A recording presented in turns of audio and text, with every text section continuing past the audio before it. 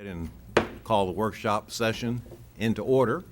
And I'd like to welcome Mr. Brett Heinley today for his first workshop meeting and then board meeting tonight. So welcome, Mr. Heinley. Thank you.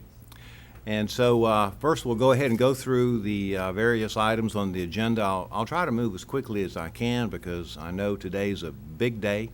And we had the opening of school. I saw the superintendent on TV early this morning for an interview, and I'm going to let you folks go ahead and get back to it because I know there'll be a lot of things going on. So, of course, we had a call to order. Then we have approval to the agenda, and there are no agenda changes, and there's no public hearing this evening. There are no recognitions. We do have some administrative personnel appointments. 4.1, appointment of specialist, exceptional student education, recommended by the superintendent. 4.2, appointment of assistant superintendent of operations, recommended by the superintendent. And then 4.3, appointment of risk management director, recommended by the superintendent. That takes us down to Section 5 on public comment, agenda items. Section 6, committee and staff reports. Section 7, consent agenda would be approval. 7.2, approval of the minutes of the workshop meeting July 22nd, 2024. Minutes of the regular meeting of July 22nd, 2024, minutes of the special meeting public hearing of July 29th, 2024, all recommended by the superintendent. 7.3 is the appropriation of District 1 school board member capital outlay funds to Meigs Middle School for classroom furniture in the amount of $11,223, presented by myself and recommended by the superintendent. 7.4, appropriation of District 1 school board member capital outlay funds to Pryor Middle School for classroom furniture in the amount of $6,700, presented by myself and recommended by the superintendent. 7.5, appropriation of District 4 school board member capital outlay funds to Southside Primary School for clear touch panels in the amount of $5,813, presented by Mr. Bryant and recommended by the superintendent. 7.6, request to advertise a public hearing for the adoption of instructional materials for secondary science and career and technical education, reproductive health and disease education for the 2024-25 school year, presented by Ms. Ellis, science specialist, curriculum and instruction, and recommended by the superintendent. 7.7, request to advertise a public hearing for revision of school board policies in Chapter 2, Fiscal Management, presented by Ms. Perry, Chief Financial Officer, and recommended by the superintendent. 7.8, request to advertise a public hearing for a new school board policy 06-42, Progressive Discipline for School Safety Violations, presented by Dr. Hale and recommended by the superintendent. And Dr. White, if you don't mind, on this item, this is an item by state statute that we have to have in place, so we are complying with state statute on this item. All right, so this is superintendent, I think this is a new mandate from the state, is that correct? It is. Okay, so another new mandate. All right, 7.9, request to advertise a public hearing for the adoption of revised school board policy 08-09, duties, ethics, and professional conduct, presented by Dr. Hale and recommended by the superintendent. 7.10, budget amendment number 10, fiscal year 23-24, presented by Ms. Perry and recommended by the superintendent. 7.11, monthly financial statement for June 2024, presented by Ms. Perry and recommended by the superintendent. 7.12, invoices to be approved for payment, presented by Ms. Perry and recommended by the superintendent. 7.13, school donations, presented by Ms. Perry and recommended by the superintendent. 7.14, sole source 25-03, Diamedical USA, presented by Mr. Wyndham and recommended by the superintendent. 7.15, sole source SS number 25-04, Console Lab, presented by Mr. Wyndham and recommended by the superintendent. 7.16, amendment to ITB 23-06 lawn care services for multiple schools, presented by Mr. Wyndham and recommended by the superintendent. 7.7, tag on bid purchase over $50,000, Ameris Healthcare Staffing, Inc., AMN Allied Services, LLC, CRA Therapy, Jackson Therapy Partners, LLC, Orange Tree Staffing, LLC, Princeton Staffing Solutions, LLC, ProCare Therapy, Solient Health, Strides Therapy and Educational Services, Stepping Stones Group, presented by Mr. Wyndham and recommended by the superintendent. 7.18, tag on bid purchase over 50,000 Learning Labs, presented by Mr. Wyndham and recommended by the superintendent. 7.19, tag on bid purchase over 50,000 to Train, presented by Mr. Wyndham and recommended by the superintendent. 7.20, multi-year tag on bid purchase T-Mobile, presented by Mr. Wyndham and recommended by the superintendent. 7.21, multi-year exempted purchase over 50,000 Imagine Learning, presented by Mr. Wyndham and recommended by the superintendent. 7.22, exempted purchase over 50,000 Imagine Learning, presented by Mr. Wyndham and recommended by the superintendent. 7.23, service agreement number 25-54, Career Staff Unlimited, presented by Mr. Wyndham and recommended by the superintendent. 7.24, service agreement number 25-55, Logos Communication Therapy Services, presented by Mr. Wyndham and recommended by the superintendent.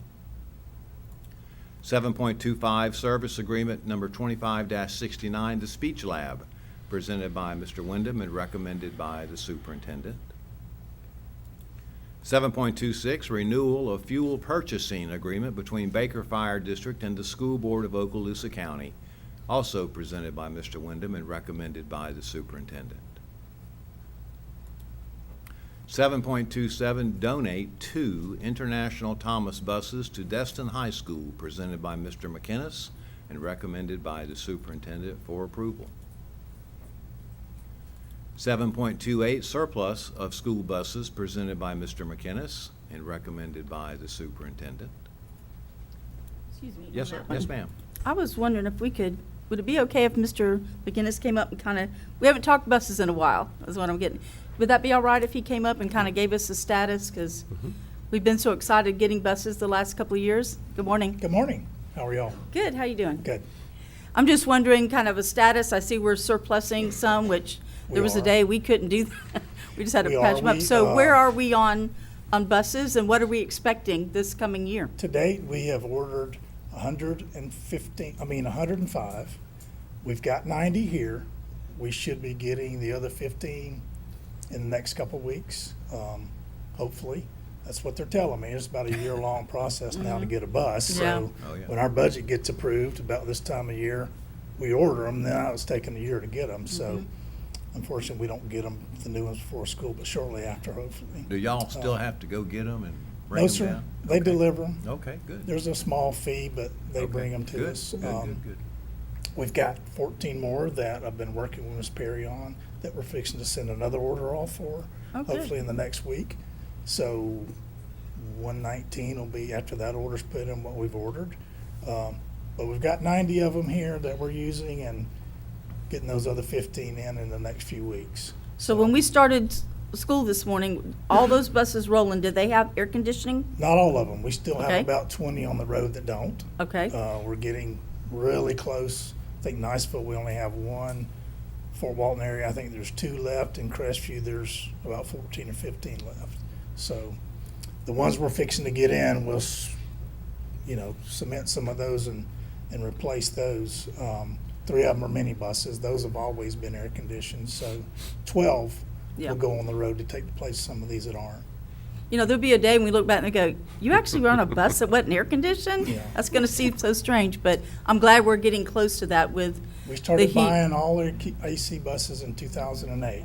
They still do that in Jacksonville? Don't they do the air conditioning there? For some reason, I Yes, thought they that, do. yeah. That's Mhm. where the AC And then brought it company back is. over, yeah. mhm. The bus company is in Florida. Oh, It's called okay. Sun State Buses that we buy from. Their contractor for AC is in Jacksonville that does all the AC work. So they bring them from the manufacturer in Oklahoma to Jacksonville, put the ACs on them, and then they ship them to us. So I'm sure That's you kind try of- and work it out. Like I know I'm having the Baker area, there's some of those kids way up that you probably put the ones with air conditioning up where they are on the bus the longest. Yes. Yeah. Actually, we're trying to put a few more in the north end because they have more that still aren't AC.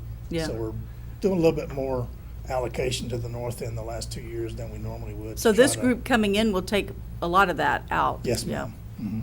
That's great. Exciting. is. Thank you. It That is. was gonna be my question. The school buses that don't have air conditioning, I believe the average route is about less than 30 minutes. Is that correct? A lot of them are the coaches that are driving for us at the Right. schools, and they only do one route for Right. that school. Most of them are that, so, we don't have any real long routes that don't have an Right. AC on them. We kind of look at that, make sure of that, but that's kind of how they're And that's what I was distributed. getting at, that we're not, having kids on a bus hour at a time, that have an hour route on a non-air conditioned bus. We certainly don't want Right. that to happen, yes, sir. And, we, 2 years ago, I rode a bus from Laurel Hill, which is actually the longest route that we have in the district. And I think I mentioned this, but it's always good to hear this problem, was that it was too cold on the bus. So, Don't hear that one very much. Was it December? You were- No, it was toward have the end been of the school. January. It was toward the end of the school year, but Yeah. that was the complaint that the bus driver got. It was too cold. Right.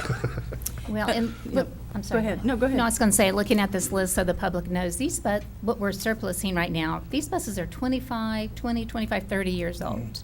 Yes, They ma'am. are, like I said, we've got some here in 1994, 1995, and taking great care of them, but it's time to And we don't update.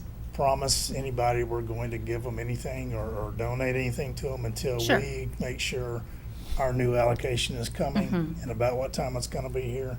Then we'll surplus some of our Mm-hmm. old buses and get them out of the fleet to make sure we have room for the new ones. Just reminding the public why the need for the half-cent sales tax and why we have that rotating plan to purchase these Mm-hmm. buses, because we have the oldest fleet, I think, in the state. Was that not correct? We're getting better. We are. Much better. We're getting much better. So thank Absolutely. you. And I'm glad you brought this topic up, because if you remember, about 5 years ago, we were receiving buses from Pensacola, from Yes. Escambia We were County. surplus buses. And now, with your leadership, we have a school bus replacement program. Over the last 3 years, approximately 91 buses ordered. We'll have 106 here shortly.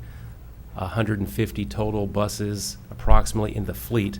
So now we'll have about 106 replacing. Less than 6 remaining air conditioning buses without one by the end of this year. That's As awesome. long as those buses come in. Because it Yeah. takes, about a year for those buses to Yes, come sir. in? I think even last year's 15 that we ordered, I think one has come in so far. We got one minibus in June. That was on the grant money that we had gotten a year and a half ago. But the new, yes, it's about a year process to get them. It used to be 6 months till COVID hit. Now it's a Wow. year. So just like everything else. The price went up and the delivery time Further out. went further up than it used to be, so. What's the lifespan of a bus? What do we plan for? Well, ours has unfortunately been very long just because we weren't ordering About buses. 30 years. 30 I mean, years. realistically, it depends on the district and their bus replacement cycle.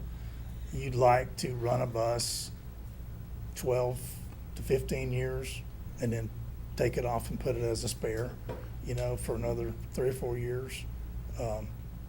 But realistically, when they get 20 years old, you need to be surplusing them out, which And we're Mr. gonna be McInnes, there. if I remember, I think that the buses that Escambia donated to us were about 15 to 19 years old. So that may Right. help a little bit, Mr. Heinley, with that.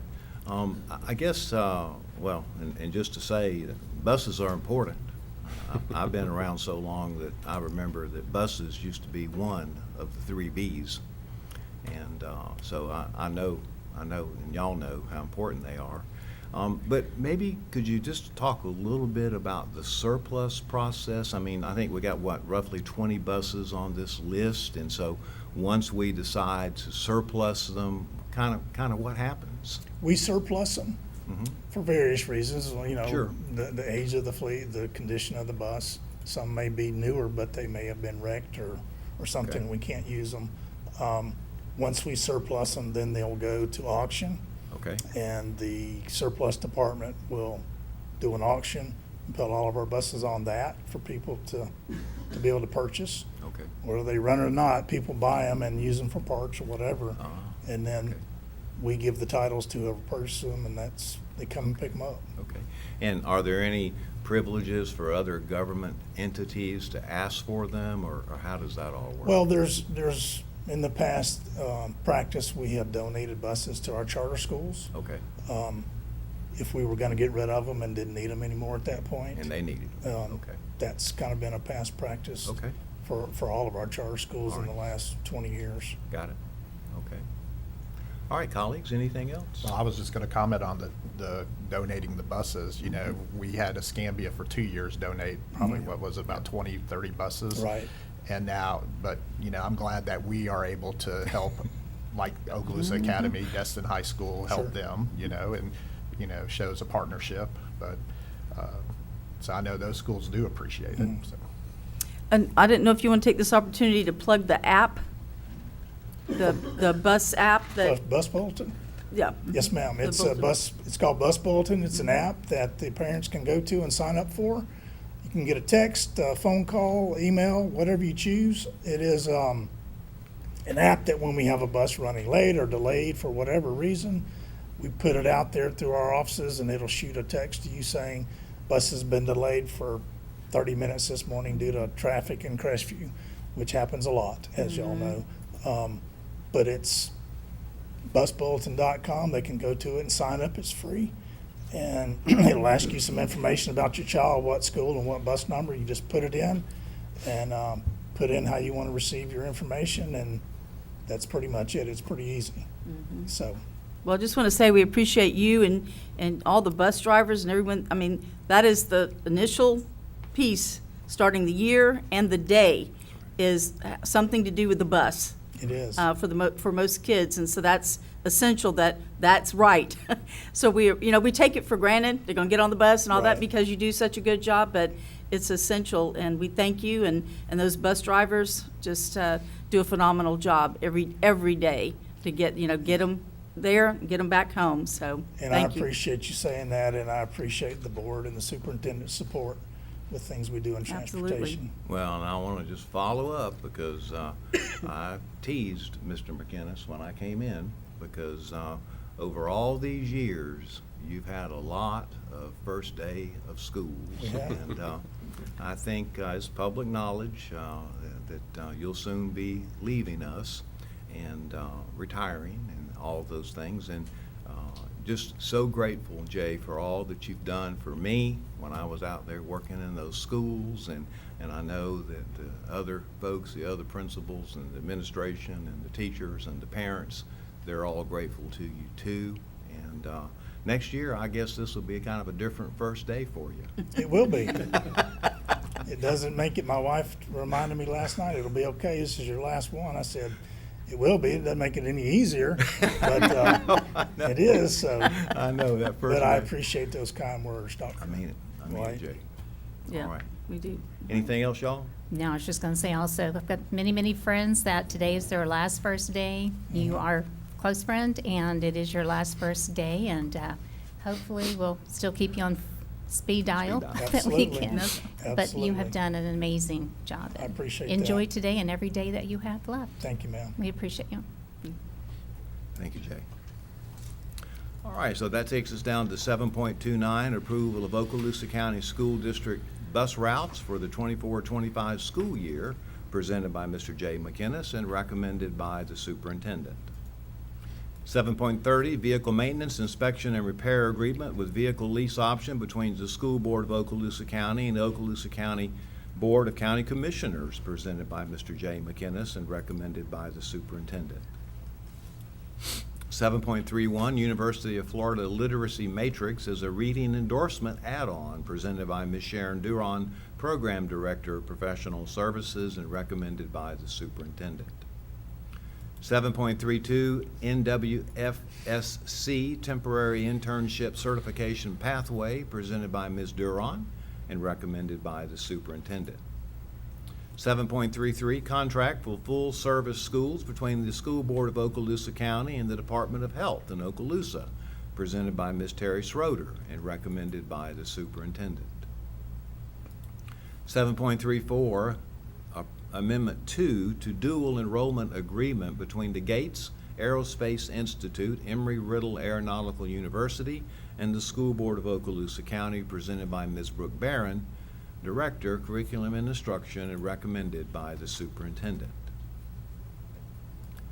7.35, Okaloosa County School District 24-25 Pupil Progression Plan, presented by Ms. Brooke Barron, and recommended by the Superintendent. 7.36, K-12 Comprehensive Evidence-Based Reading Plan for the 24-25 school year, presented by Ms. Denise Berry, Program Director, Curriculum and Instruction, and recommended by the Superintendent. And then 7.37, Renewal of Ally Health Employee Benefits Program, presented by Dr. Hale, and recommended by the Superintendent. All right, that takes us through all the consent items and moves us to Section 8, Superintendent's Human Resources Recommendations. 8.1, Information Only, Employees on Administrative Leave, presented by Dr. Hale. 8.2, Information Only, Deferred Retirement Option Program, presented by Dr. Hale. 8.3, Out-of-Field Report for the 2024-2025 school year, presented by Ms. Duron, and recommended by the Superintendent. 8.4, Employment Separations, presented by Dr. Hale, Assistant Superintendent, and recommended by the Superintendent. 8.5, Personnel Recommendations, presented by Dr. Hale, and recommended by the Superintendent. 8.6, Employee Transfers, presented by Dr. Hale, and recommended by the Superintendent. And then 8.7, Leave Without Pay, presented by Dr. Hale, and recommended by the Superintendent. Section 9, there are no items there at this time. Section 10, Construction Program Owners, Representatives Business. And then 10.1 is a program status report. Mr. Bryant, is there anything? So we were scheduled to have a meeting today. We are not going to have that meeting. We postponed it till next month. And I'm sure we will have a wealth of information coming out of that since it's going to be 2 months in the rear there. So, but looking forward to presenting something at our September 12th board meeting, I believe will be. Well, I know you'll have a lot because in driving around and seeing all the schools and all the stuff that's going on. It's amazing. So- It is It amazing. is, and you know, what's really exciting is to see them all finishing up right now. So, I Yep. mean, it's gonna be a busy couple of months for us doing ribbon cuttings across the district and groundbreakings and all that good stuff. So, really excited about that. I was excited. I was out visiting schools the past 2 weeks, and the principals, you know, I know they were busy, and I'll mention that in a few minutes, but they wanted to stop, come see my multipurpose room, come see my classrooms, come look at this furniture. It's They are so exciting. proud, and the teachers too, when you walk in the classroom and they have chairs that are stable, that are not wonky or everything, so great things going on. All right, thank you. All right, so then that brings us to Mr. Attorney, your business, sir. No report this morning. Thank you, sir. Superintendent, your business, sir. Thank you, Dr. White and School Board. I do want to say, you know, oftentimes, and I've said this before, sometimes people will say, do you all work during the summer? And though this was a quick summer, this was a long summer. And I look out at finance, academic and student services. I look out at MIS communications and school safety. I look out at operations. And it takes an entire school district to have a school district run. And it takes an entire school district to get ready during the summer for this first day, as well as what our principals and schools are doing during the summer. So much has happened, so I'm so proud. You know, they worked tirelessly to be prepared for this first day. And I shared, I think at the last meeting, you know, our teachers, they're 10-month employees. And yet those 10-month employees are here in the 11th month and in the 12th month, working to be prepared for this day as well. On social media, it's been nice to see the energy. And I said in an email this morning, it seems like the energy is a little different this year. And there's so much excitement for today, so I couldn't be prouder. I do want to just speak specifically about our maintenance department, just all the work that has to be done from the grounds to inside the school buildings, and it's not to exclude others, but they do a lot to get prepared for this first day. So after today's meeting, we'll be going out to some schools and seeing how the first day is going. I have no doubt that it's going well. I too want to welcome Mr. Heinley to the board. I already know we've spoken a little bit, and you are going to be a welcomed addition. I know you're going to do a great job, so just appreciate that. As you know, we had Stuff the Bus, which I'm certain Ms. Ivanchek's going to talk about, so I'm not going to go into it other than to say thank you to our community for supporting our students, and I know you'll give more specifics.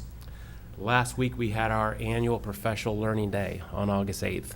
That is a massive undertaking to have all the teachers in the school district, as well as certain paraprofessionals, go to professional learning.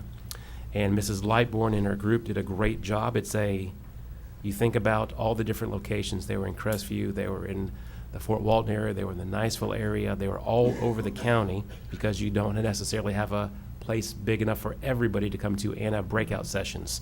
So just very proud of that. It was also nice as we went around to see the different professional learnings occurring. Teachers were excited about what they were doing. So I just want to say thank you to Mrs. Lightbourne and her group. As you know, we took part in a second COP, so I'm going to have Ms. Perry come forward. And as you know, we're looking at the new K-8 school. We're looking at the 3 through 5 center and the Baker addition. And it was neat to have Mr. Meyer call me and say, we're at 25 million. We're at 100 million. I think we actually got up to about 300 million, but that's not the amount that we ended up finalizing on. But the market was excellent for us. It was in great timing. And as Mr. McGinnis shared with me the other day, we hit the market just right for Okaloosa schools. So I wanted Mrs. Perry to come up and just share just a little bit more information so you know specifically where we are with that second COP. Okay. All right, so I just have just a little presentation, just to kind of show you, give you some ideas of what we went through and what we've been through on this. Now, we had asked to be able to sell up to 195 million in COPs. We anticipated that we would need to sell about 190 million in order to get the 175 million, because the interest rates were really high. We thought we were going to have to pay higher rates. We worked with our financing team headed by Jerry Ford to take the bonds to the market as soon as possible. We were trying to avoid being too close to election time, because he told us at that point the market could be very unpredictable. So we planned to enter the market Tuesday, August 6th. When we met on Monday, August 5th, we learned the market had become very volatile. So in addition to our $175 million COP offering, or in addition to it being volatile, our $175 million was a very small portion of the $7 billion that was being offered that morning.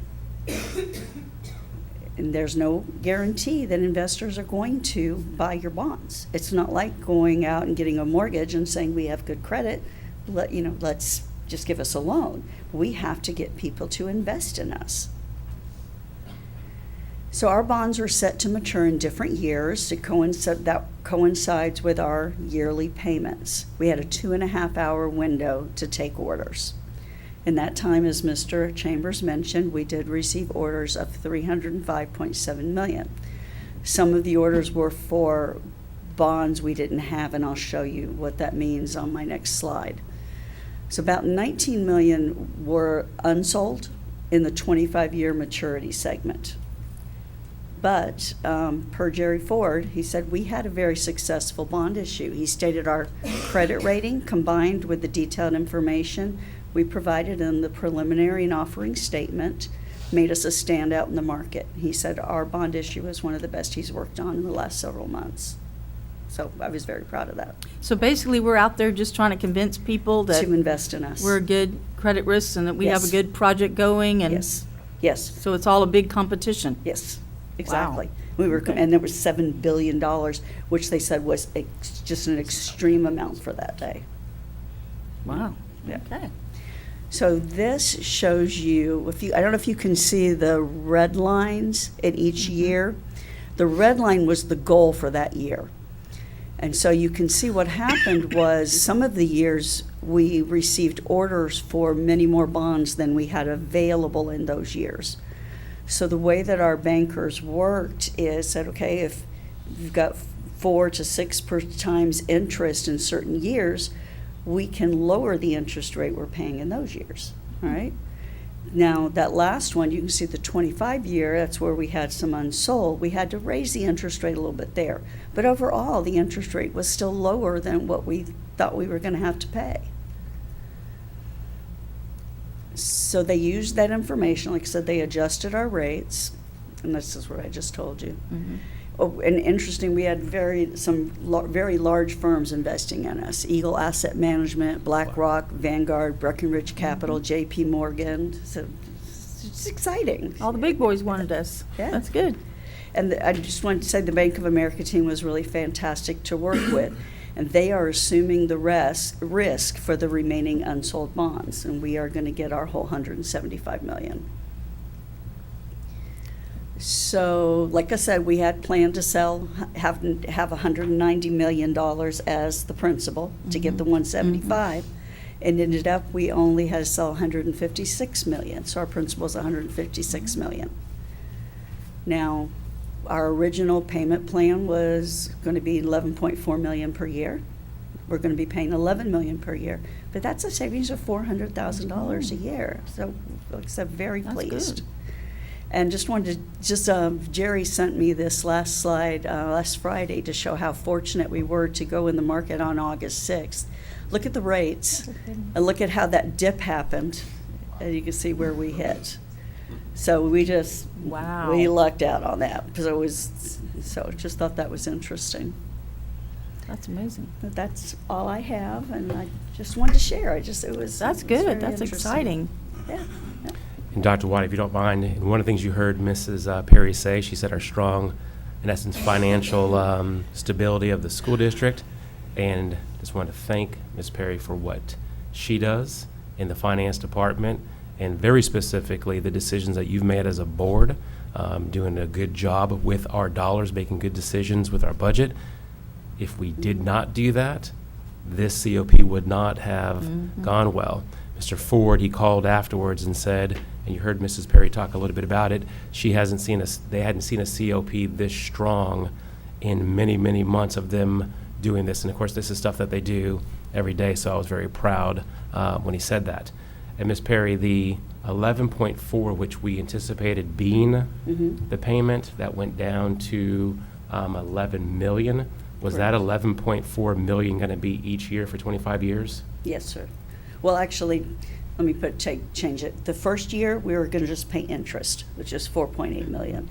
And then the other 24 years, it will be the 11 million now, each year for 24 years, out of the 1.5 capital outlay budget.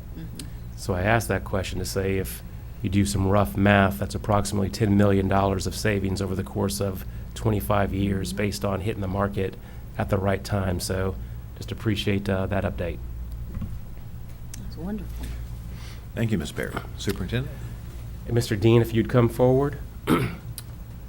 Wanted the board just to be very, very aware of the new legislation as it pertains to safety. This has been a very, I'll call it a hot topic across the state of Florida. And as you know, our school district, we've made safety a strong stance. You see it behind you with Safer Schools.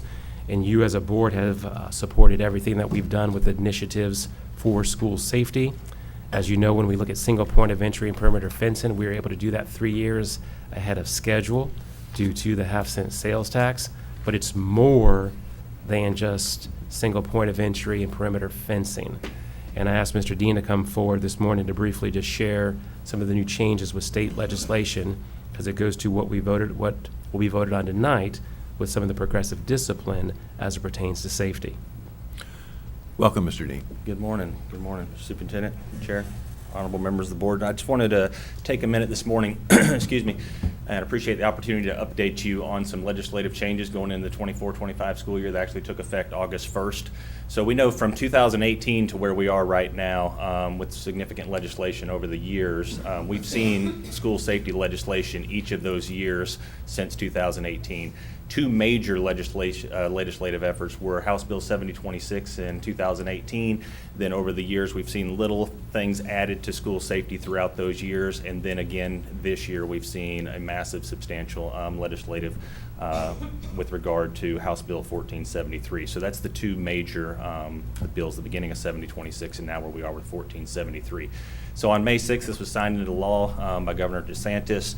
The bill focuses on changes to school safety compliance requirements, specifically as far as any major changes it's related to compliance. There's some other changes and amendments to school safety requirements that I'll update you on as well, but the big ones this year is related to access control and compliance with access control. So these here are the policies, school board policies related to school safety and security, primarily 0428, which is our emergency operations, school safety and security.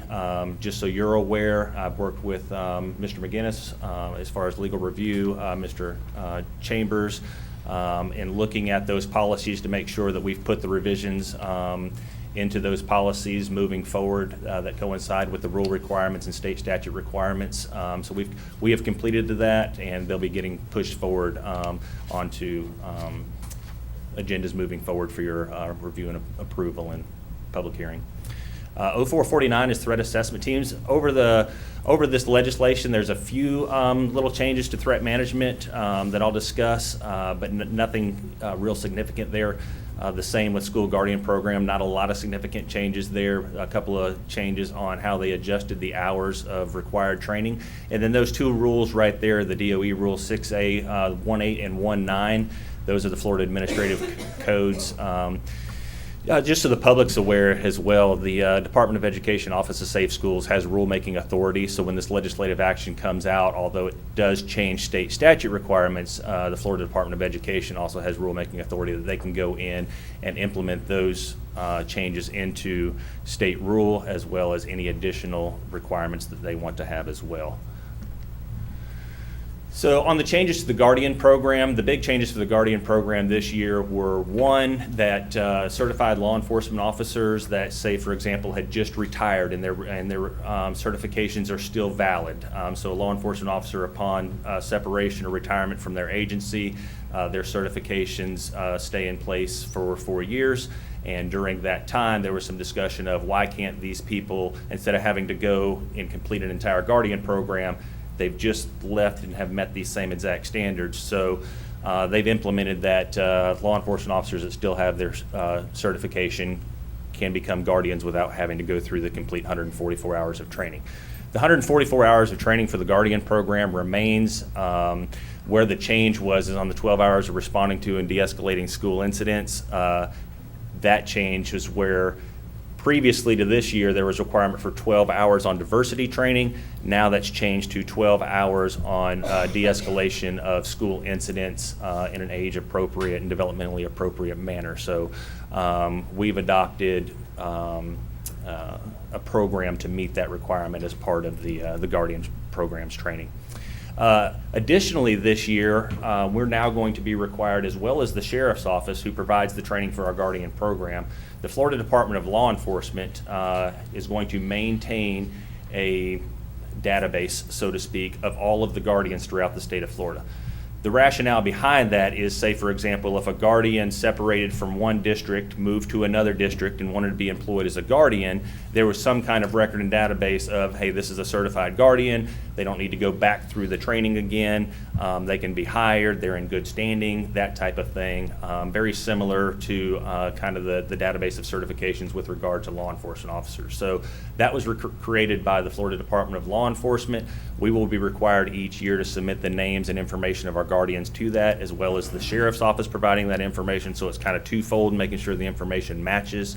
I'd like to say I know exactly what that's going to look like, but that's still forthcoming from the Department of Law Enforcement on what that platform's going to look like or how we're going to provide that information. But we have the information ready and available to provide that to the Department of Law Enforcement. There's also the requirement, once this is up and running, that before we actually appoint a guardian, in addition to our requirements and the procedures that we have in place here for the appointment of guardians, that we will also contact the Florida Department of Law Enforcement and review any information that may be available in that system for that particular guardian. New requirements for safe school officers. Again, just so the public is aware as well, there are different requirements, there are different methods in which you can meet that requirement as far as safe school officers. And that doesn't look the same for every district. So that you can have guardians, you can have security officers if they meet a certain security guard certification. You can have actual law enforcement officers. Of course, we're blessed in Okaloosa County with our relationship with the Sheriff's Office, and we contract with the Okaloosa County Sheriff's Office, and we actually have a certified law enforcement officer, a deputy sheriff in every single school in Okaloosa County. We are blessed that we have that, and the relationship that we have with the Okaloosa County Sheriff's Office, that is not what it looks like throughout the entire state of Florida, as you know. In fact, many districts have a myriad of what that even looks like within a single district. So you may have law enforcement officers in some schools, guardians in some schools, security officers in some schools. Not to say that they're not, absolutely meeting the requirement, but we're fortunate that we do have those certified deputy sheriffs in our schools. So. With the new requirements this year, the only change really to that safe school requirement was our responsibility for now in that contractual agreement that we have with the sheriff's office is identifying who is responsible for maintaining the training records of those deputies. That comes from a couple of years of auditor general inspections and things like that, where in the audit process, because of the way that the rule was originally written, it kind of spelled out that the district was responsible for making sure that school resource officers met the requirement of crisis intervention training and those types of things. Well, it was very difficult for districts to have any record of that because we don't maintain the sheriff's office training records. We don't provide their deputies training. That is all done through the sheriff's office and through the Florida Department of through the Florida Criminal Justice Standards and Training Commission. So that was something that, as school safety specialists across the state, that's something that we were asking for and trying to get a change in the legislation that says, hey, can we get it worded to where they're the ones that are responsible for maintaining that? So that was that was a win there as far as not having any confusion during those audit processes. So it is identified in our contract this year that the sheriff's office maintains training records, which they always have done. Annual instruction is required for students on the use of Fortify Florida. So, we've had Fortify Florida in schools for many years now, several years, at least over the, the past 6 years now, going into our 7th year since the 2018 school year and push of the House Bill 7026. So with Fortify Florida, we're still doing all of the original requirements. It's advertised on our district websites, in our campuses, posters, newsletters, school publications, those types of things. It's installed on all of our student devices, so students have access and are readily able to make those anonymous tips if they see concerning behaviors. Last year was the addition of, on all of those same advertisements and notifications on district devices and student devices, of having that statement there that the students were aware that, hey, what is the penalty for making hoax tips or fake tips or misusing the system. All of that is still the same. What's new this year moving forward is the requirement of providing instruction. So Florida statute now requires that all students receive age and developmentally appropriate instruction on the proper use of Fortify Florida, the activity tool, within the first 5 days of the school year. So what does that look like for Okaloosa County School District? So this summer we worked on, the Department of Education put out a template on providing this instruction. Districts were allowed to adjust that instruction however they felt. We took a look at that at our office and took those and created an elementary instructional guidance piece as well as a secondary for middle and high school students.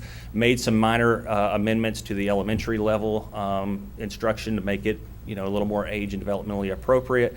That has been pushed out to all of the schools' administration to make sure that instruction is provided.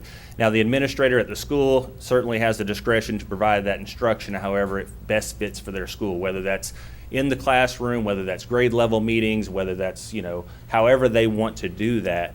But the instruction in that guidance piece has already been built for them and put out to make sure that they have that available to provide that instruction. Additionally, we wanted to make sure, okay, so we do that within the first 5 days. Looking forward to the remainder of the school year, how are we addressing the fact that the child that enrolls in school 2-3 months from now, and wasn't part of that first 5 days of instruction. So thank you to our technology department. We work with our technology department to get that instruction actually added to the ClassLink for students on the elementary side and secondary side, as well as our teachers, so that instruction can be provided throughout the year to new enrolled students as well. This is new, so we're provided information from law enforcement, notification of certain arrests of juveniles for certain levels of offenses. There's a requirement for them to provide notification to the school district. This year, there is a requirement as part of this legislation that now requires, if we're aware of that information, it is our responsibility to look at that and see if that child is enrolled as a dual enrollment student. If the student is a dual enrolled student, then we have to provide that notification to that. For us, it would be Northwest Florida State College, is where our, most of our students are dual enrolled. So we would provide that information over to Northwest Florida State College. We've already made sure that that process is in place with Chief Aaron Murray out there, Chief of Police at Northwest Florida State College campus. Should this be something that comes to the table this year, we have that process in place to make sure that we're in compliance with this requirement. Compliance inspections are going to look a little different this year. So as you're aware, over the past years, the Florida Department of Education's Office of Safe Schools has conducted compliance inspections at our schools each year. They are going to continue to conduct those compliance inspections. However, they will be doing those once every 3 years. They'll be coming and doing the inspections at each school. What it has done, though, is the legislation has now pushed that annual requirement from where DOE was doing the annual inspections to the district. So our office will be responsible for doing an annual compliance inspection with regard to safety and security of each of our campuses each year. We'll document that on in the same format that DOE does when they do their inspections, and that will be entered into the Florida Schools Safety Assessment Tool, or FSAT, where it's the same place that we put our school security risk assessments, district best practices, and all that. That's kind of the main platform for the state's Office of Safe Schools. I have a question about, so who will be doing those inspections? So our office is responsible for doing the inspections. Actually, by rule, by the DOE rule, I am responsible as the school safety specialist for Okaloosa County School District, or my designee. Again, with the support of this board and Superintendent Chambers, our Office of Safe Schools it's not a one-man operation. We've come a long way with our Office of Safe Schools, and we actually have a multidisciplinary team that specializes in items such as fire safety, physical security, threat management, Florida harm prevention. So we have somebody internal in our office that will actually handles both the physical security, training, and compliance inspections. So that individual will be the one that's actually doing these inspections, and then I'll review those inspections. So those administrators have like a checklist of what you're looking for when you come there? Yes, ma'am. Yes, ma'am. They're aware of what the requirements are. We've shared what the requirements are. In fact, this summer, on June 19th, we conducted a safety day with administrators and made sure that we went all over this legislation, the process and the procedures that we're going to have in place to make sure that we're compliant with each of these requirements, as well as providing them with a checklist, as you suggested, that they can look at that, and as long as they're golden with everything that's on that checklist, so to speak, they're not going to have any concern or anything here with any compliance. And of course, any questions that they have with regard to anything, we're certainly available. And we're in the schools on a regular basis, and if we're seeing things that we can take corrective action on and fix that before it becomes a compliance issue, that's our main objective. That's our main objective. Yeah, because one of the items is we're going to be implementing discipline, so to speak, against employees. So we have to make sure that they're aware of all, there's just so many, things that have changed. So that's to me, the important piece is that they have been trained and know what the expectations are, so that, they're not in trouble, that they're complying. Yes, ma'am, it's a valid point, and the requirements in the rule actually specifically state that the violation must be knowingly, so it's got to be a knowingly violation. So, Right, okay. Again, Yeah. it's our responsibility to make sure that those employees are aware of those Right. requirements. Dr. White, I have a question Yes, for sir. Mr. Dean. So if you can get back to the last slide. Yes, sir. So the Florida Safe Schools Assessment Tool Platform, I know that is for school districts only, correct? Yes, sir. And I can tell you that the information on there is very valuable, because it breaks down every school, every district across the state. You can see who's taking safety serious. And I think it's from what I've seen with it, it's a great tool to make sure that we are taking safety serious, because we do have to report it to the DOE. And, so I've had a chance to look at that, and it's really an interesting tool, so. Yes, sir. Yes, sir. And many of those questions as well are highlighted in the sense that they actually relate to grant funding opportunities. So depending on, with a submission of a needs report or things or projects that we want to do, the way that we answer those questions with regard to certain needs provides us opportunity for grant funding within that tool as well. And Mr. Dean, when you all do a compliance check at a school, statutorily, what occurs if there's a violation? So if there's a violation that is a knowingly violation of specifically an access control, there are certain requirements with regard to an access control violation that is a knowingly, that was in violation. We have to notify the superintendent's office of that violation for any instructional or administrative personnel.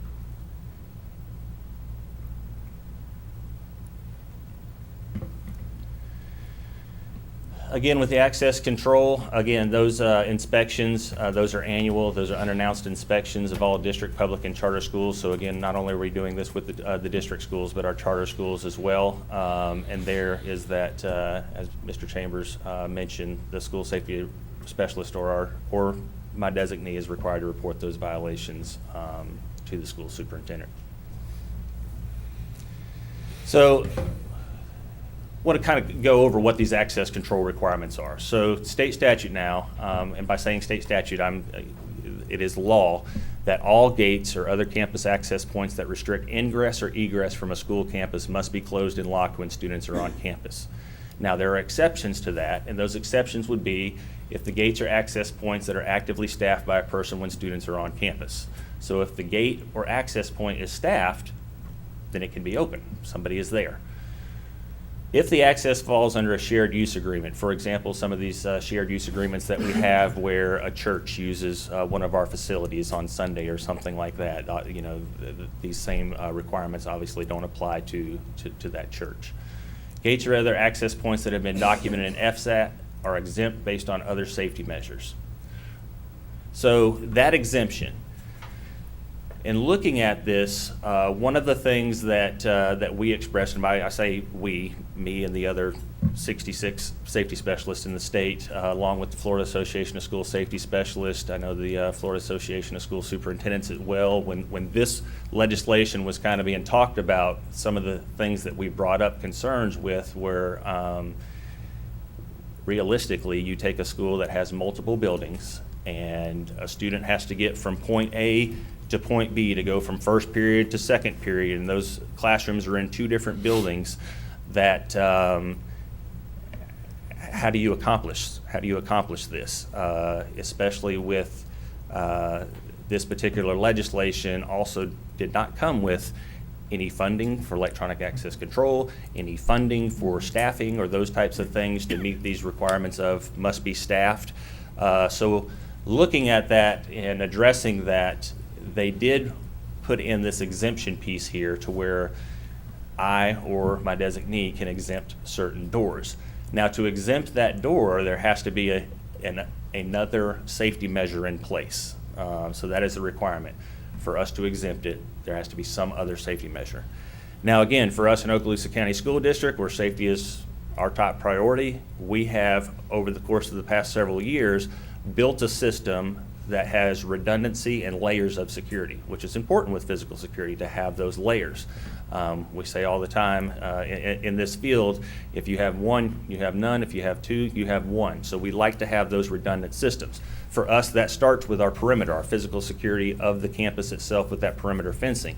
So we have the perimeter fencing, we have our secure vestibules, we have our visitor management systems, we have all of those things in place as other safety measures to where we actually are afforded the opportunity to look at some of these doors for exemptions to make sure that school can continue as normal operations as students are accustomed to, as administrators are accustomed to, and to make sure that these requirements aren't hindering normal school operations. And now that, yes, there's going to be some inconvenience, as with anything, as we adjust and move forward with some of these new requirements, but those exemptions are going to allow us the opportunity to go in and look at those multiple building type things. So over the summer, we worked on conducting and documenting exemptions at each schools with the administrators and our staff, and we are ready to move forward into the school year, first day today, with those exemptions in place. Any questions on the Yeah, exemption? I actually do, if it's okay. So what happens at one of our schools if the gates do not work? Are we required, we're waiting for them to be fixed. Are we required to have somebody there manning them? If it is a gate that provides access to the campus, yes, sir, is the short answer, that it would have to be staffed or manned. Now, if it is a gate that is interior of access control, so I would use an example of you have the perimeter fence around the school, and then it's an elementary school, and inside of that perimeter fence, there may be another fence around the playground that they have a divider between it that keeps the littles, separated from the fifth graders and those types of things. That interior piece and that interior gate, because it doesn't provide access to the campus due to the perimeter fence, that's not an issue. If that gate's open and not staffed, that doesn't fall under this. But if the gate itself provides access to the campus, then Right. yes, if it's, And that's the gate I'm referring to, Yes, is sir. the main access gate. Main access gate, And yes, we've sir. had issues where gates don't work. Yes, sir. And we're trying to get them fixed, but according to this, we should have somebody there watching, right? Yes. Okay. yes. And, yes, sir. I was just going to follow up to Mr. Bryant's question, and we're so fortunate that we have some experienced school folks like yourself, Mr. Dean, and the superintendent, and Mr. Spolsky, and Ms. Lightborn, and other school administrators that have served as school principals. And so as I look at all this, it certainly, it's a tall order. It is a It's tall a lot order. of stuff, and it seems like, in just looking at, and I haven't had a chance to preview all the exact language, but in looking at the language presented here, this seems to apply to school day activities. Is that correct? It applies to after-school hours as well. So we're talking ball Athletics, games, practices. practices, and I'd almost say that from my practical experience, that's almost onerous.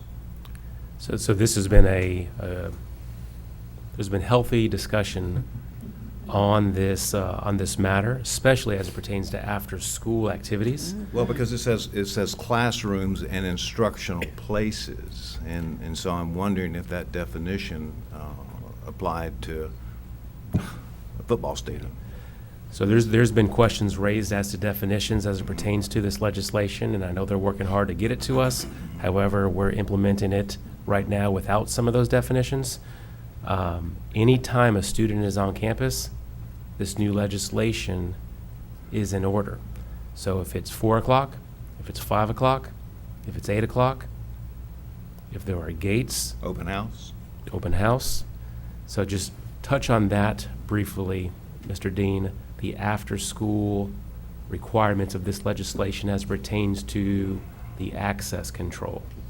So for after-school hours, yes, as stated there, anytime students are on campus, that requirement is in place. So for after-school hours, especially what we would like the public to understand is this, just like anything, if you look back to when we first put fences in and that type of thing, there's going to be some inconvenience with this. It could mean that picking up your child from practice may look a little different, as opposed to maybe you used to be able to drive right back to the practice field. Now maybe the plan for whatever your child's athletic event is going to be, that the coach puts out information that you're going to park in the front parking lot at the end of practice. We'll bring the students to the gate and they'll exit and go to the vehicle. So that is going to have to be worked out for those different activities, and make sure that the parents are aware of what that dismissal process is going to be for that particular athletic event.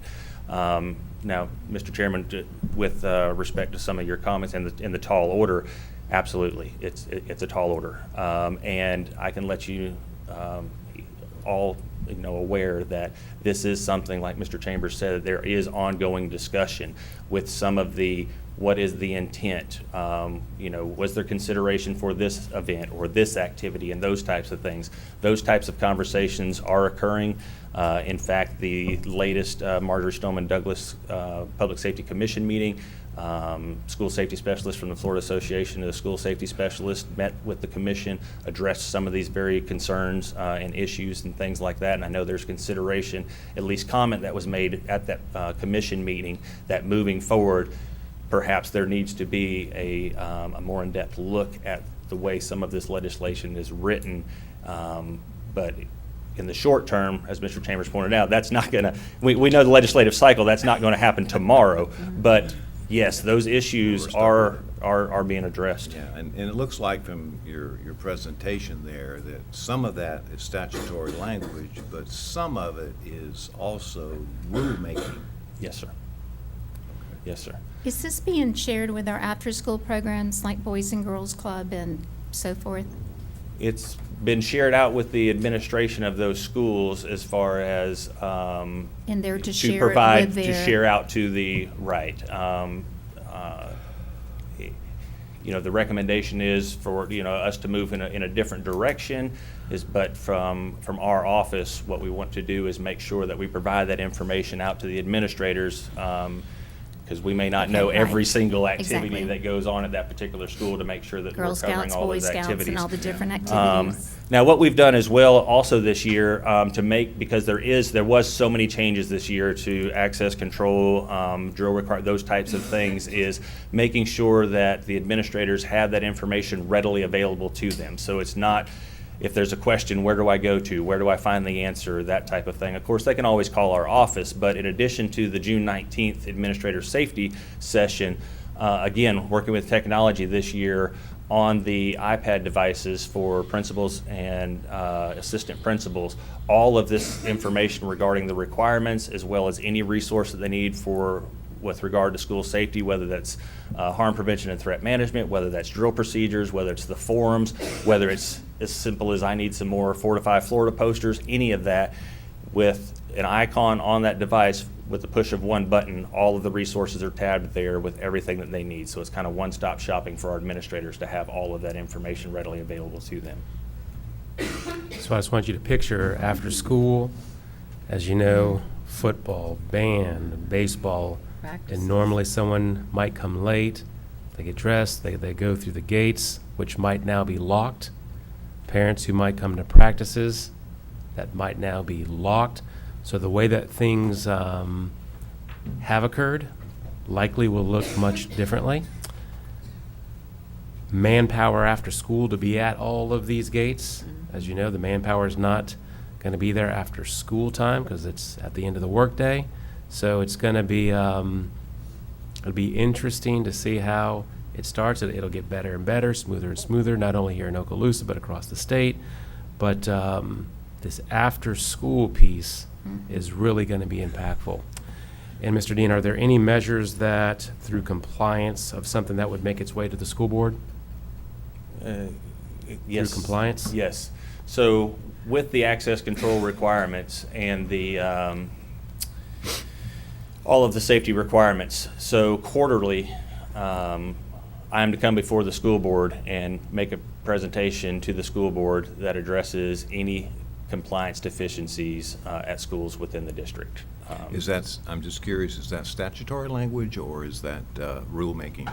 I believe that one is, I think that is statutory. That is statutory 1006. That is my understanding that that is statutory. That one is statutory. yeah. So changes to the Florida Harm Prevention and Threat Management Model. No So, major. Mr. Dean, so I just want to pause. So again, statutorily, quarterly, there will be a report to the school board on compliance. And as you can imagine, there's a likelihood that, not only here, but across the state, that we'd love to say that everyone's going to be 100% compliant, and that absolutely is the goal. We're talking about school safety. But do I envision that there will be some compliance issues? I do. I think other superintendents do as well. I do appreciate the efforts that Mr. Dean and Mr. Spolsky and his department has done working with principals. I appreciate the full-day meeting that we had to go through this as well. I appreciate Mr. Dean and his group going out to schools during the summer to look at these gates that we can remove from the statutory list. I appreciate the visits he will do. That's just more compliance, but making sure that where we are not an official compliance visit, by getting out to the schools and making sure that we're doing the things that we need to do per statute. When you look at budgets, when you look at staffing, and when you look at when the statutes then are signed into law, the truth of the matter is, if you look at what Mr. Dean just said, and he said he's not a one-man team, which he used to be, that team probably still isn't large enough Not for all to this. do what the new requirements are asking, even though I think that we're in a good spot. But I think there's going to come a time where we're going to have to look at the safety department. I think even at the state level, they're looking at safety departments, the state level, differently. Do they have enough staffing to do what they need to do statewide, let alone where it's occurring in the schools? So I do appreciate the work that Mr. Dean and his team are doing, but I think as these requirements continue to get more stringent, not in a negative capacity, No, I but understand. it's going to require some things. Okay, so here's my question about the compliance report. Is that going to be, when you come to our board, will we have a report that lists the school? Or are we listing employees? We will list the school that had deficiencies, or it will be, there's some discussion on this with the presenting that type of report and some of the information that could be in those reports as being exempt or protected from public right. record due to the security nature. Right. So there's still, it could be that report in the public sense Right. of that would be presented as X number of schools had deficiencies. Okay. As We don't opposed want to to. reveal any weakness. We're not calling them out. Correct, That we- correct. And But Mr. Dean would not be coming forward to mention any employee by name. Right, I was going to But- say. But what Dr. We White can't just do said that. is critical, that no information that would make a school deficient in safety would be shared as well.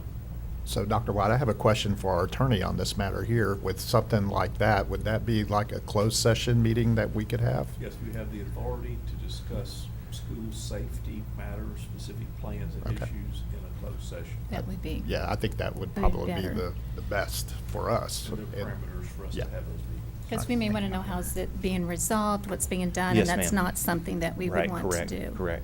Open public.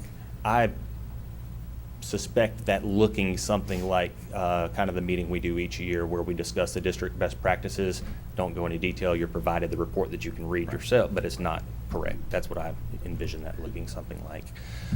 Now, with the doors, of course, classroom doors, instructional spaces, those are required to be closed and locked and are not eligible for exemption.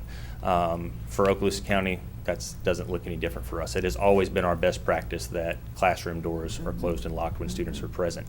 That's been our practice for several years now. It's just this year it is actually state law. So basically, the levels, we have perimeter fencing, then when you come up to a school, you have, the doors are locked, so you have to get in. Then when you get in, if you get in the school, the classroom doors are locked, okay? So all of that is what you're looking for when you show up. Yes, ma'am. Yes, ma'am. Now, some of those things that you've identified there are not requirements. They're best practices that we have in place because we feel Which that we've that had is in the place best- for a while.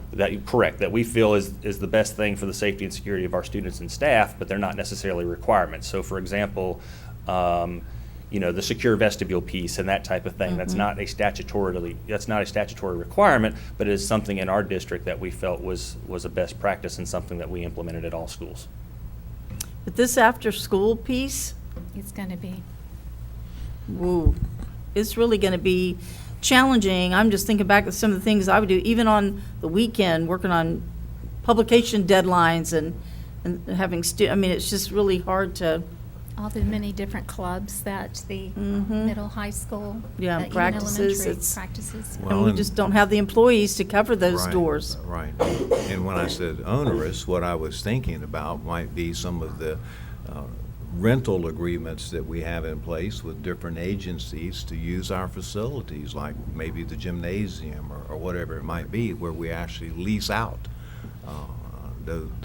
those areas. But- And so we'd have to, I guess, the responsibility for that would still fall on the school district, or would it fall on the Now, there leasee? are some exemptions there when access falls under a shared use agreement pursuant Yeah, to we're to not those responsible. statutes dealing with shared use agreements, that there's exemptions there. And if I That can. exact question was asked, though, Yeah.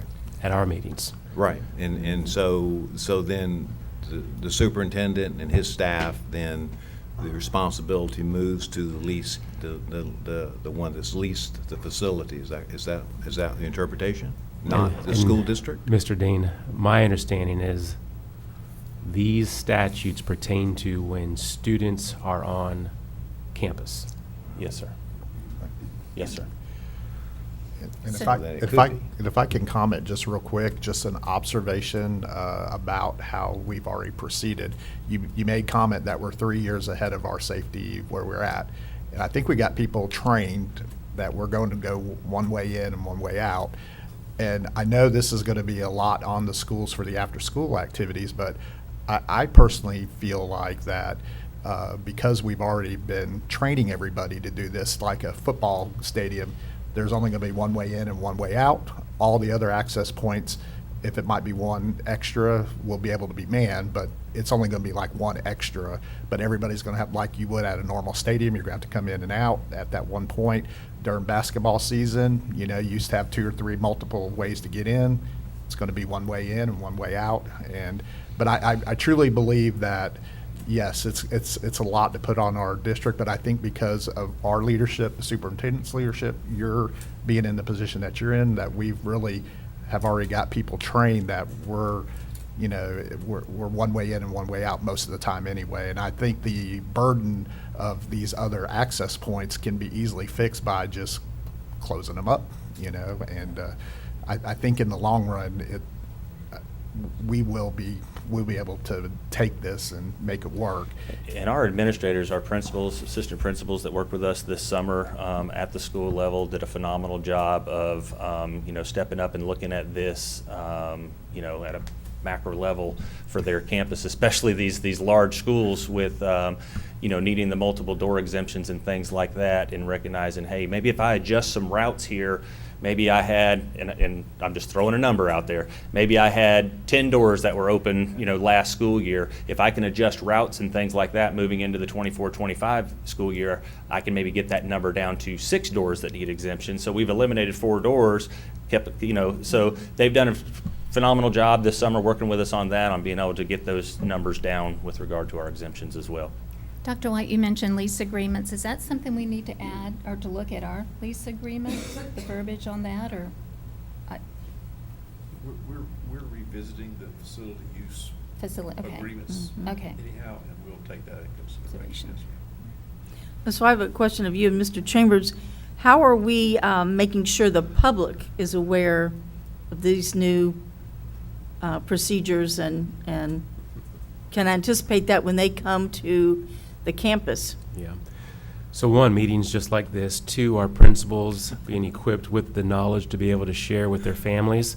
But I'll say, and I mean this with all due respect, there's probably still a little bit more questions than answers, and some of that is to be expected with new legislation.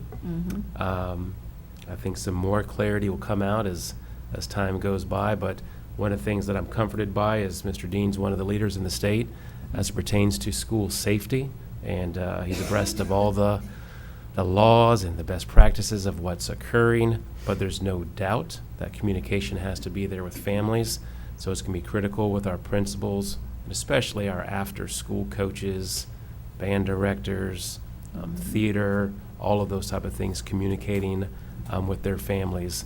And Mr. Spolsky at our principal meetings monthly also shares information with our principals. Mr. Spolsky?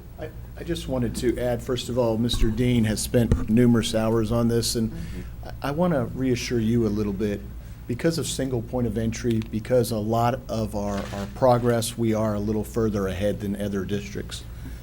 Right now, everyone goes into a single point of entry for a sporting event because they buy a ticket.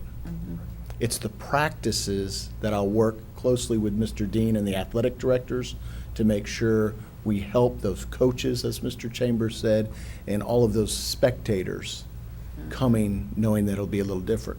Band practices. We won't be able to just leave the band gates open. We'll have to have a band booster person there helping us out. Okay, those little things will put us in compliance right away when students are involved. You can't get into a football game right now, or a basketball game, or a baseball game without going through a single gate. And we have done that for many years so that we charge them, right? So And your point's well taken about the practices and the activities, because I remember in the spring, I might have 9 or 10 different activities occurring after school on multiple fields, and so all those gates would have to be secure. And Mr. Dean, I heard that you were kind of making a gate tour at one point and taking a look at the number of gates out there in those schools, and so maybe you could, for the public's benefit, you might could share what that looks like. I mean, how many gates are there maybe at a high school or? It really varies depending on the footprint of the school. Obviously, our larger schools have multiple gates, multiple athletic fields, and things like that. The opposite side, we have a lot of schools in our district that that have no exemptions. You know, the school is a fully enclosed school.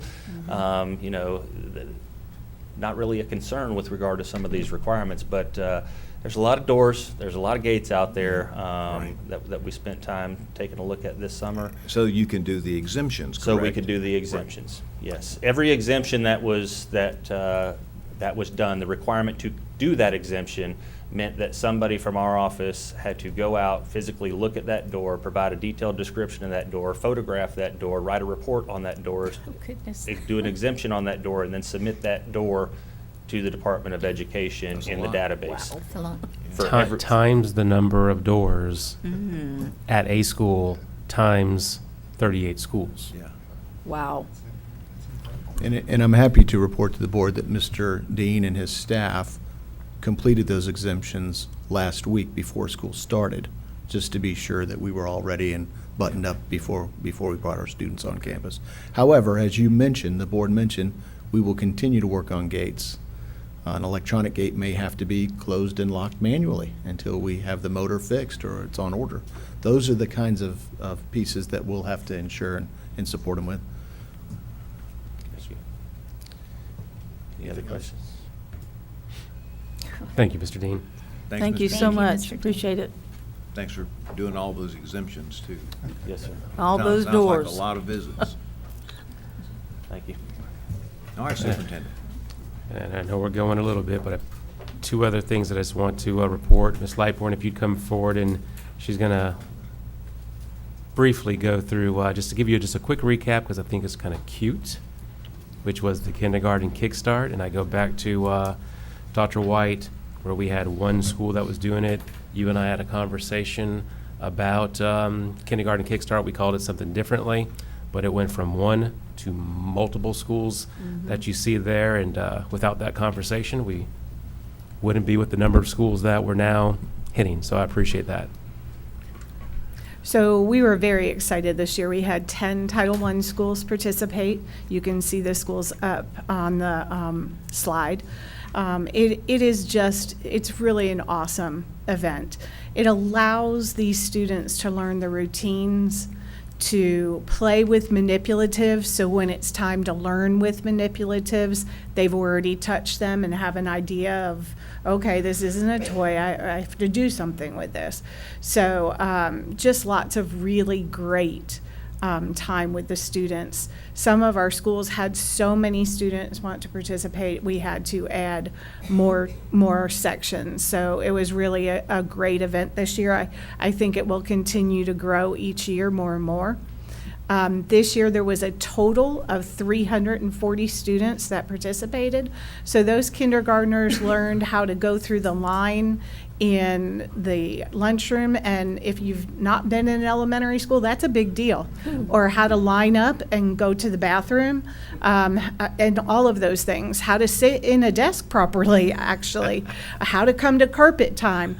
All of those things, those students were able to learn in that week before any of the big kids were there. So they didn't feel uncomfortable. So they got to go and get a milk and do the things in the cafeteria. So they really know a little bit more about what is this all about, because they've not experienced that. So we think it's extremely valuable for our students. You can see some really cute little smiling faces there. So great event, and I thank all the schools that participated. And Amy Dale, Title I, is the one who really supported this program and was able to pay the teachers to come and do this program, paid for supplies for the students, et cetera. So great program, and thank you to Amy. Well, and this is my passion, and I know. And to see this program being put in place, I'm just so excited, because coming from elementary, you're absolutely right. They do not know sometimes how to sit, or it just, this is just so awesome, and hopefully it can grow. But I know I go back and I look at some beginning test scores of these little kindergartners that come in and how far back they are, and surely this has got to help these little ones get that little jump start. So thank you, Curriculum, Mr. Chambers. I know Amy's worked very hard on this, and I just bet that number continues to grow. But it's that early intervention. And I bet these kindergarten teachers are thrilled that these little ones are coming in and they know where to sit, how to line up, and great first start for them. Yeah. So thank you so much. You're I know at Baker, they had almost 100% of their kindergarten show Wow. up. Wow. Yeah, It shows the that's need. fantastic. It That really 340 is. students is a lot, yeah. So it'll be Yeah. interesting when you speak to principals today, how, some little anecdotal things of how the kindergartners did today, already having come to school for a few days, and it's going to be maybe not as traumatic or whatever. The parents will still be No, that's crying, still a thing. but we can't help that. But the kids might find it not so overwhelming and everything. They already know, because they'll come in, they'll go, remember, we did this. So it'll be interesting what kind of stories you get at the end of today and how it went Absolutely. in kindergarten. And we'd love to have 100% at every Title I school next year. And So maybe that's our Ms. goal. Lightboard, next year when you're working on your budget, you might be able to get some monies for some non-title schools. I won't be here, but I will be watching. Yes, ma'am. So For what- all our kindergartners, aren't you glad I'm sitting by you now? Yes, ma'am. So, Ms. Lightboard, while Yeah. you're up there real quick, Yes, just sir. a statistical number, since COVID, our kindergarten numbers have been off the charts one way or the other. Right. What are we looking at this year for our kindergarten enrollment? I think Is it they're a on little the bit. upside? I think I kinda I down. actually think they're a little bit down Okay. right now, but sometimes that grows, Sure. kindergarten grows once school starts, because some of our new parents just don't know. And so they realize, oh, school started, and we get quite a few kindergartners that come in this week. Today. So, Yeah, So- today'll be a big day for the offices will be packed, but yeah, usually it'll grow a little bit, but right now I believe kindergarten is down. I think the south end is down a little bit. You're welcome. All right. Thank you, Ms. Lightfoot. Ms. Maxey? So, as you know, vacancies, just want to make sure that the board's up to speed on where we are with teacher vacancies. And I will say, we're in a much better spot this year than we've been in the last few years since COVID. Yes, we are, and thank you guys for having us today. And I just have to say, when they're talking about kindergarten, I just got to drop off a kindergartner today, so I'm so excited. And it was awesome, and And you look like you're in pretty good shape. I am. He did so good. I'm doing good. It's a good day, and we really do have some really good, exciting information to share with you guys about hiring, especially since COVID. I think this has been our most successful hiring year since I've been here, especially since COVID. And so first, I just want to say thank you to the HR team, the insurance team, professional services. It's a lot to get all of those people in the right place with the right qualifications and what they need. And last week, if you guys were up here, it was hopping. So everybody was doing their job and really working very, very hard. And so as Dr. Hale always says, he's kind of coined this term, the new faces in new places. I just like to give that number so you guys know how many transactions have really happened this summer. So we've had 306 instructional, new faces in new places, so that's transfers and new hires. And then that number is 91 for support. So that's quite a few transactions. And then the really, really good news. So right now, today, we only have 29 instructional openings that are currently open. And last year at this time, we had 72. So that's great. it's significantly better, and some of those jobs have applicants in them that are open. I know I talked to a couple principals, and they were interviewing even this weekend, talking to someone. So I feel confident that every day that number is going to go down, but I just think that's a really big deal. That's significantly better than it was last year. Do you have a kind of a breakdown, Ms. Maxey? I do. Not necessarily grade levels, but secondary versus elementary. So I would say it is actually by grade level, but I would Okay. say it's probably half and half. Okay. So it's probably half secondary, half elementary, and really it's across the board. There's, in years past it's been an ESE heavy. This is kind of across all areas, but much, much better than in years past. Yeah, thanks for working to get And that then- number down. Yes, and then one thing I did want to point out, so the professional services department gets this data for us based on what kind of teachers are we hiring. So this is specifically about instructional, but I was really excited to see we've hired 22 first-year teachers who got professional services degrees. They went to college to become teachers, which I think Wonderful. is huge as Yes. someone who has been to those universities and tried to recruit, and I'm chasing people down. So I'm really, really excited to see that number. And then our professional services with experience, so new to Okaloosa County, but certified with experience was 61. I think that's a really good number. And our average years of experience, so all of our new hires' average years of teaching experience was 8.25, which I think That's that's a great number. And as a mom of the school system now, I'm excited about that. So thank you guys for letting me share. I really do feel very good about these numbers compared to years past. So thank you guys. Thank you. Can I ask- Thank can I you ask so one much. quick question? Yes, yes. So this was the teaching and all, what about like our bus drivers? So for support, so we have 59 support openings, which that is less than we had last year too. And so one thing we may do now that school has started, I found this works a little bit better with support positions, is have a job fair here. So we may do something like that where we advertise some of those. We still need custodians, we still need some maintenance, and we've also got those posted on our Indeed pages and our Facebook pages.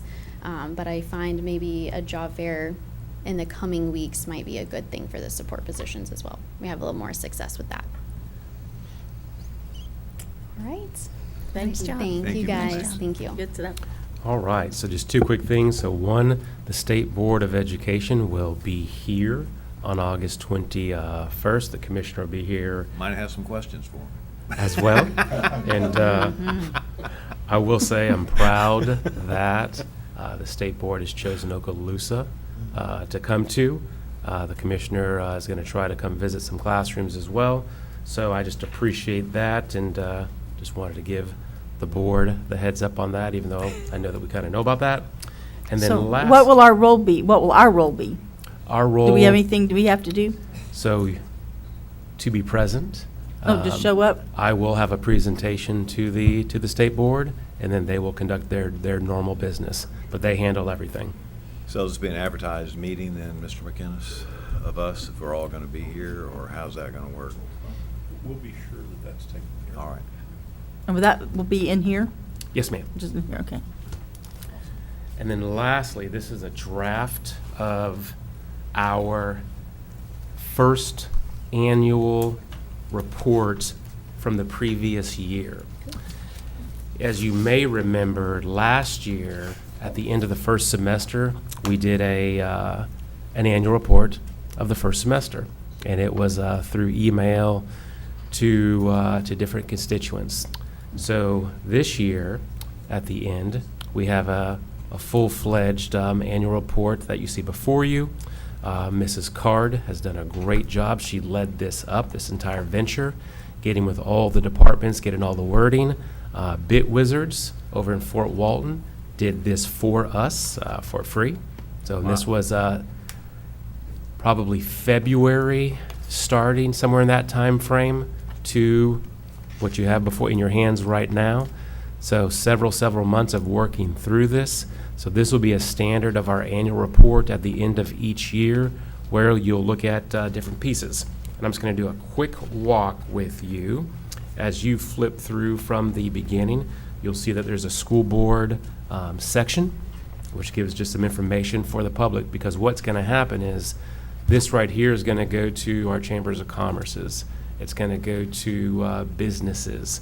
It's going to go to just different constituents, so it's out there so people can see what's occurring in our schools. As you continue to flip through, there's some pieces on what's happening with the half-cent sales tax and capital projects, so they can see specifically where we are. There's some information about the next generation of Okaloosa schools, our 6 pillars that you see behind us. So we give information in each of those areas. As you continue to flip through, there's information on school safety. And then there's information on military life. And then there's things about the Okaloosa Public Schools Foundation as well. So it's a annual review of everything that's happening in Okaloosa schools. You'll see a lot of pictures in there as well. So it's very excited about that, but we wanted you to have the first copy. Now the actual copies that are going to come out will be a little bit more glossy than this, but wanted to make sure that you had the first copy that came forward. This is very nice. Nice. I noticed you didn't ask for our baby pictures. Baby pictures is a whole story in and of itself, but let Catherine tell you that story. But anyway. Nice touch. Yes. I just wanted you to have that, and I appreciate it, and that's all I have, Dr. White. Very good. All right, very good. Thank you, Superintendent. All right, so that takes us through Section 12, and it brings us to Section 13 with board members' announcements and requests for information. So, Mr. Heinley, the way we do is normally I start at that end, so if you have anything, sir, this would be the time.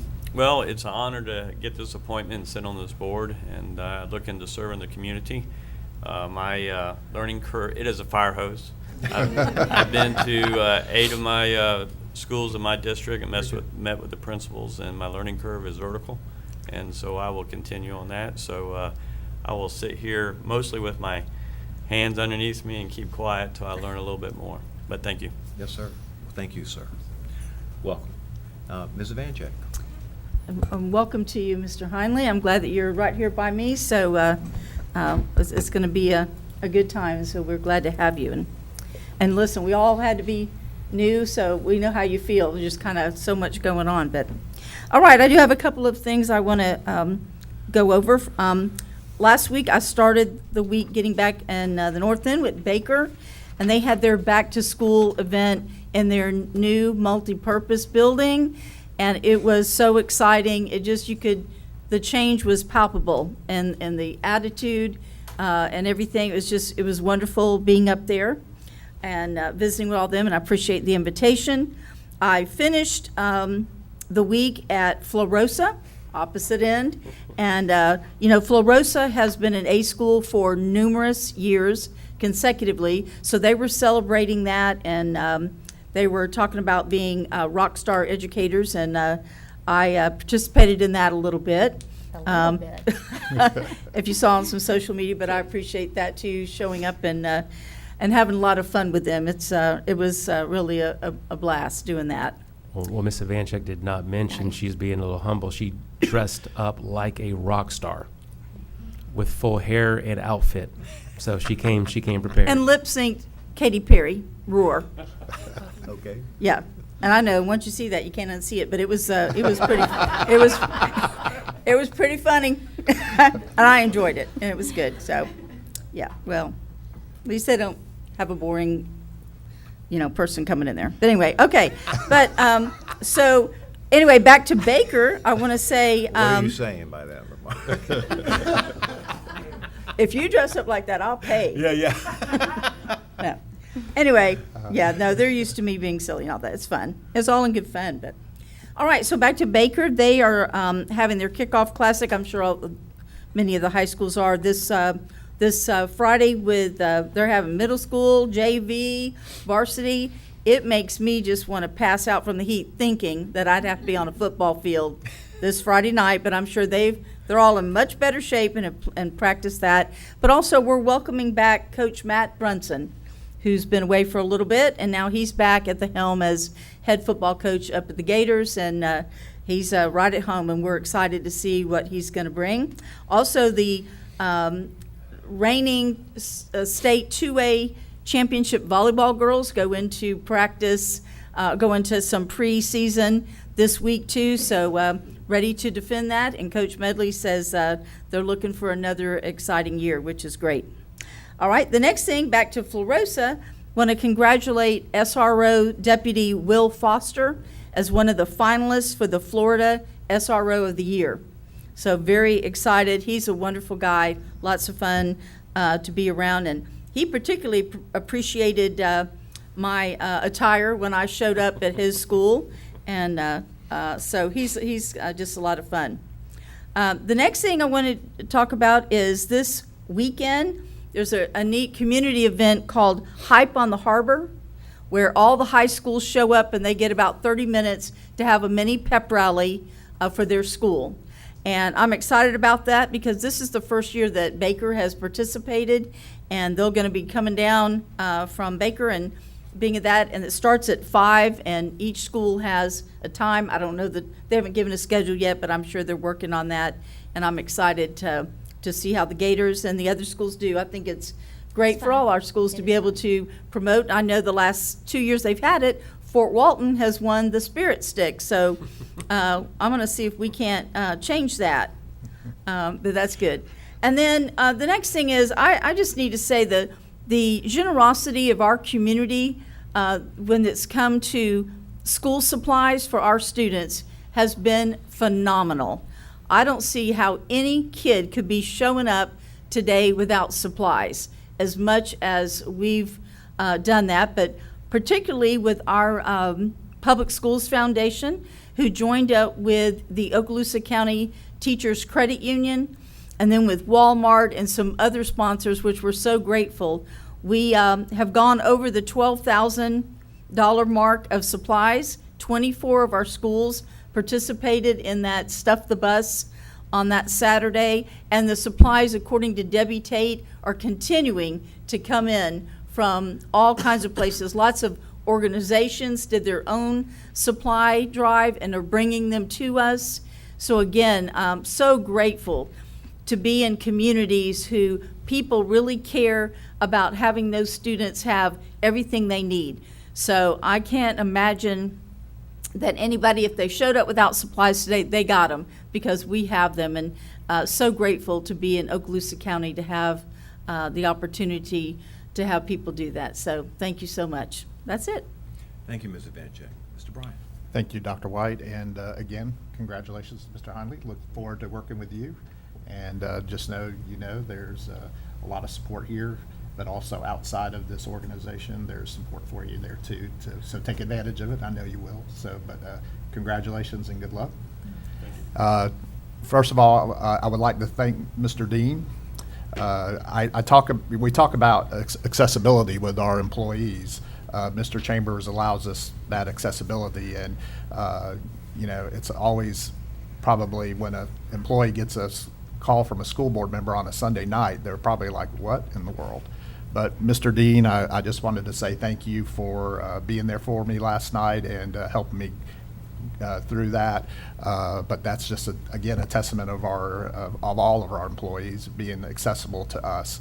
And so I did want to personally thank you.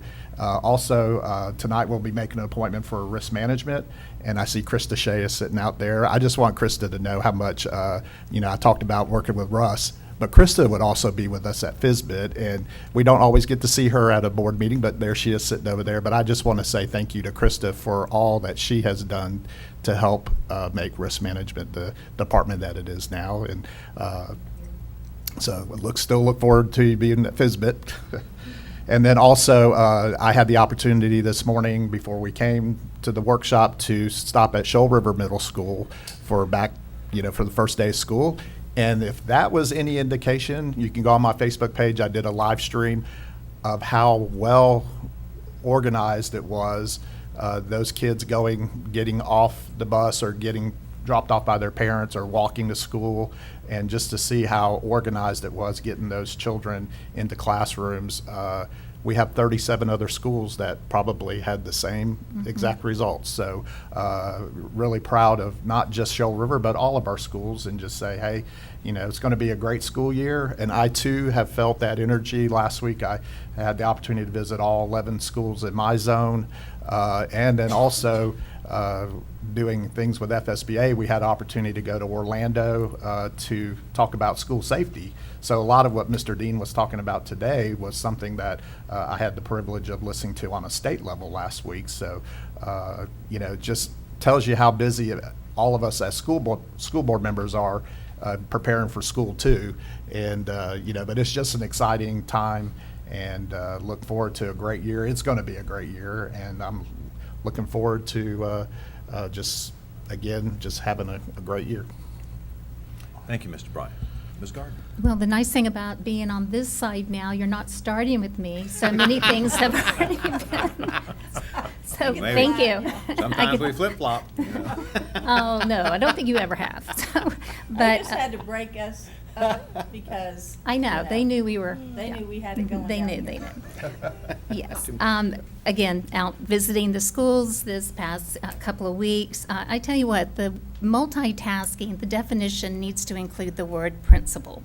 Because in visiting and talking with the principals, they were like an octopus as we're trying to talk. Somebody comes in and they need desk, and they're handling that, and the lunch is being delivered late, and 3 or 4 parents are out there and want to see. I mean, it was just amazing. They were tired, but very proud and excited. I did ride past some schools, and car rider line looks like it is just clipping right away, and it's like they've been in school for months. So kudos to, shout out to all those that had us prepared from maintenance bus, and if I go, I will forget somebody. Again, Height for the Harbor, thank you for saying that again. We're going for a 3-peat this year, so I'm bringing my gators this year. Looking at Mr. Sposky, because he was there for the last 2 in charge, and but we're going for a 3-peat, and I encourage everyone to go, but go early. Parking is limited. Parking is very limited, so try to arrive early. And the most important thing I'm going to say is that I really encourage our parents and our students. Communication is key. And I know of the past several years, the district has put in many resources for whether it's a piece of software, Focus, an app, or something that our parents and our students can go in and they can sign up, and they can real time look at their students, their grades, the discipline, attendance, anything. It's a one-stop shop. But I really encourage communication. 9 times out of 10, if there's any problems, it's because an individual has not maybe talk to a parent or to the principal or so forth. So really, and communication is not through social media. Let me just remind individuals of that. But Mr. McGinnis mentioned earlier about the bus bulletin. Parents that call in are upset that the bus is late. They've been standing there. Well, most times they have not signed up for the bus bulletin. So I just really want to encourage our parents to stay connected with our schools. The software, the avenue is there. And I promise if you do that, it will take many of your problems, a lot of your stress away. But I think I've been writing all over my paper, but I think that's it, Dr. White. Thank you.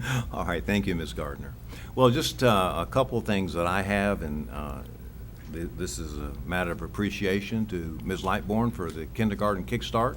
I well remember long ago when the school I was at that we did that and how valuable that was, and just appreciate you doing that. And maybe if you haven't done it, you might talk to our new transportation director, because Mr. McInnes, we've already said he won't be here next year, but maybe see about having some school buses, because I had some parents that encouraged me to do that, because a lot of those kindergartners have never seen a school bus or didn't know how to ride, and so we took a tour and got them through that, and that was a pretty good little thing too to do.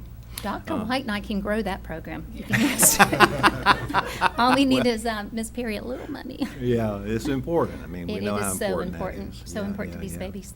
And then also, I just say that there's nothing more important than school safety. And so I just want to, again, express appreciation to Mr. Dean and Mr. Spolsky and the superintendent and all your principals and faculties and staff that are going to work toward achieving that legislative requirement.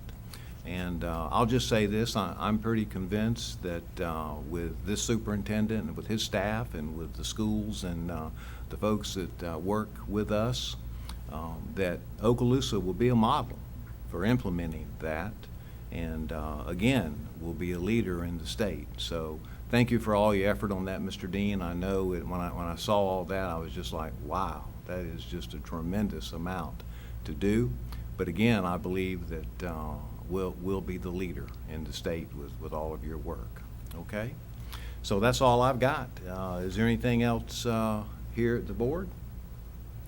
Superintendent, we're good? Mr. McInnes? Staff? Associations, anything? Okay. Adjourned.